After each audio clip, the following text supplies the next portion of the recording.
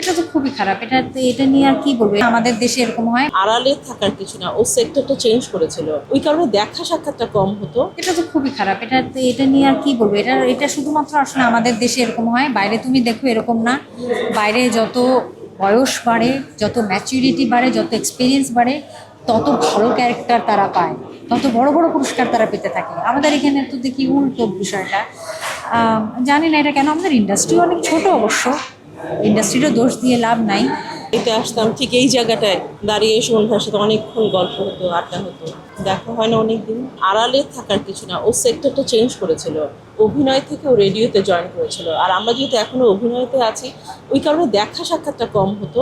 কিন্তু ও তো আর্টিস্ট সিকিউরিটিতে ছিল, ইলেকশনে বলেন, আমাদের কোনো গেট টুগেদারে বা চ্যানেল আইতে আসলে সবসময় দেখা হতো। বাট মানে রেগুলার শুটিংয়ে যেই দেখা হওয়াটা, সেটা থেকে কমে গিয়েছিল। হ্যাঁ, কিছুটা জানতাম যে অসুস্থ ছিল, কিন্তু আসলে নিজের যত্ন আসলে নিজেরই নিতে হয়, অন্য কেউ তো আসলে নিতে পারে না, তাই না? নিজের যত্নটা ঠিক মতো নেয়নি, চলে গেল।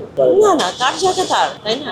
সে যেই হাসিটা দিয়ে আমাদেরকে ওয়েলকাম করতো, যেভাবে আমাদের সাথে কাজ করতো, আমি যখন নতুন ছিলাম তখন সে আমার সাথে এসে যেভাবে কাজ করেছে, এটা তো মানে একদম সিনিয়রের কাছ থেকেই আমরা পেয়েছি। উনি তো শিখিয়েছে কিভাবে সিনিয়ররা বন্ধু হয়, একসাথে আমরা আড্ডা, কত মজার কথা, গল্প।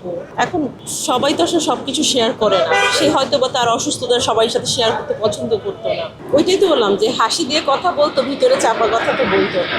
এক একটা মানুষ এক এক রকম, সে অনেক ইন্ট্রোভার্ট ছিল, বাট আমাদের সামনে অনেক এক্সট্রোভার্ট, কথা বলতো, ফান করতো, কিন্তু নিজের অসুস্থতা হয়তো অনেকেই চায় না, জানাতে চায় না। সুমন ভাই আসলে ওই রকম মানুষ ছিল। সবাই দোয়া করবেন সুমন ভাইয়ের জন্য। ঠিক আছে।